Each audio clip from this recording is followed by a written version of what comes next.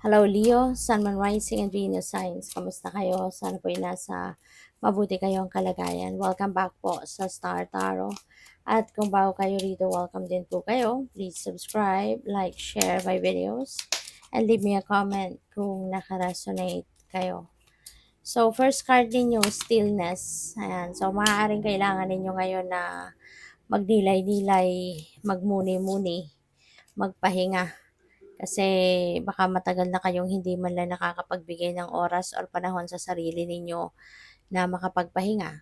Okay? Maaaring matagal na kayong, alam mo yun, lagi lang kayong busy, lagi lang kayo nakatutok sa trabaho at hindi ninyo nabibigyan yung sarili ninyo ng time to breathe. Ika nga. No? Kaya maaaring ito rin yung tamang panahon para pagtuunan mo ng pansin ang sarili mo. Alright? We have love. Live your truth and share the love that is in your soul. So maybe you are going to be oozing with love sa ngayon. Maaaring you are going to be showing some love, hindi lang sa sarili mo but towards other people. 'Di ba? Siguro mas magiging caring ka ngayon, mas maasikaso sa mga mahal mo sa buhay, something like that. So celebration, celebrate your achievements. You truly are a gift to the universe.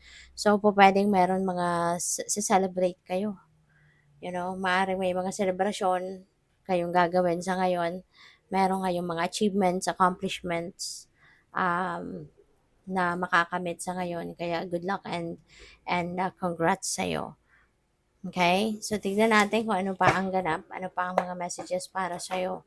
And by the way, maraming salamat muna for subscribing. And if you haven't subscribed yet, subscribe na kayo. And also, maraming salamat din for not skipping the ads.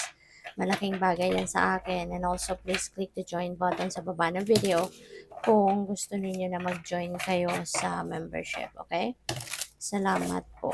So, tignan natin kung ano ang ganap.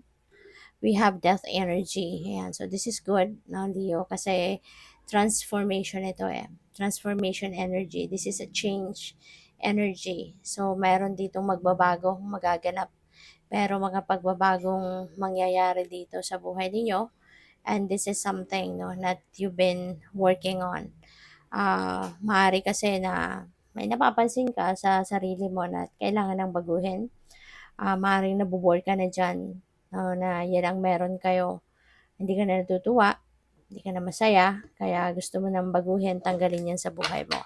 So, this could be the time that you are going to do that. This could be the time na nakikita mo na ito na yung tamang panahon or tamang timing for you to change something in your life. So, kung ano man ito, depende yan sa inyong sitwasyon. O pwedeng you're going to change something in your relationship, dynamics, o pwedeng trabaho, career, business, you know, family, dynamics, mga ganon. So, siguro you're going to start to change something. So, we have Page of Pentacles, and good luck energy ito, si Page of Pentacles. Maring merong mga magagandang pangyayari dito na paparating, maraming balita, information regarding money or regarding pagkakakitaan. So, siswertehin ka. May mga transactions, may mga pag-uusap na gagawin siguro kayo ngayon related sa money, career, and finances, and magiging maganda resulta niyan. You can expect a positive outcome. Magiging successful, no? Yung mga pag-uusap na yan. At there could be, there could be a lot of, there could be news coming in na po pwedeng magpapakilig sa'yo, magpapasaya sa'yo. Kasi maraming pera, no? Po pwedeng dadating sa inyo sa ngayon. And with the King of Pentacles, diba? So talagang magiging sitting pretty kayo ngayon. Baka meron dadating na kaperahan. Kasi si King of Pentacles, abundance and prosperity energy ito eh. So, pwede nang iba sa inyo, nakaganyan na, komportable na sa buhay, marami ng pera, successful na sa money, career, and finances, magandang trabaho, mataas na posisyon ang trabaho, marami ng savings, may investments, successful na business. So, maaaring may ganong sitwasyon na kayo. Kung hindi man, baka merong mga lucrative offers na paparating, baka merong mga offer na pwede ninyong pagkakitaan na siyang magdadala sa iyo ng kayamanan, siyang magdadala sa'yo sa kaperahan, siyang magdadala sa'yo sa success, 'no, financial and material success. So, pupuwede rin dito na ang iba sa inyo, magiging baka may promotion, 'no, kung nagtatrabaho kayo, nag-eempleyo kayo, pupuwedeng merong promotion na dadating. Pupuwedeng magkakaroon kayo ng mas malaking ano, suweldo sa ngayon, aangat yung inyong, paangat na ang inyong posisyon sa trabaho kaya paangat din, padami din yung inyong pera. So, we have, Ten of Pentacles. Swerte niyo sa pera 'no, pagsimula ng Page, King, Ten of Pentacles. So, lahat ito nagsi-signify na maraming pera as financial security, stability for the long term, financial future, nandiya diyan na. Kung ano man yung mga kailangan ninyo, needs ninyo in terms of money, nandiya diyan na, matutugunan na. Maluwag na pamumuhay, um, successful, successful na trabaho, successful na business, nandiya diyan.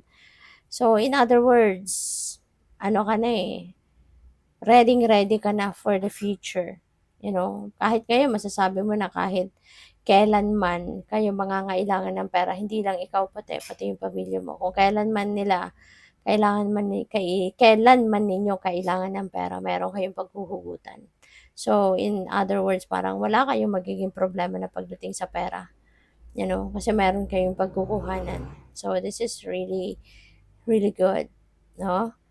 Kung anong kailangan ng bawat isa, wala nang dapat na ipag-alala, wala nang dapat na ika-worry because money is there. Meron kang savings, meron ka nang naitabing pera, at patuloy, no, ang pagpasok ng kaperahan sa buhay mo. Tuloy-tuloy ang pasok ng swerte pagdating sa pera. So, good luck.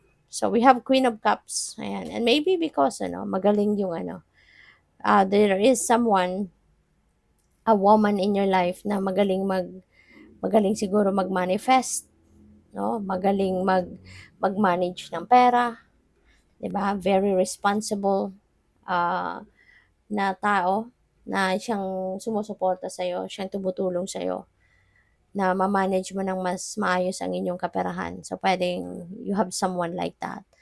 Or, pwede rin na you are going to be embodying the energy of Queen of Cups na kaya ninyo magiging mas maayos ang kaperahang aspeto ninyo kasi sumusunod kayo sa gabay ng universe, nakikinig kayo sa divine, sumusunod kayo sa kagustuhan niya.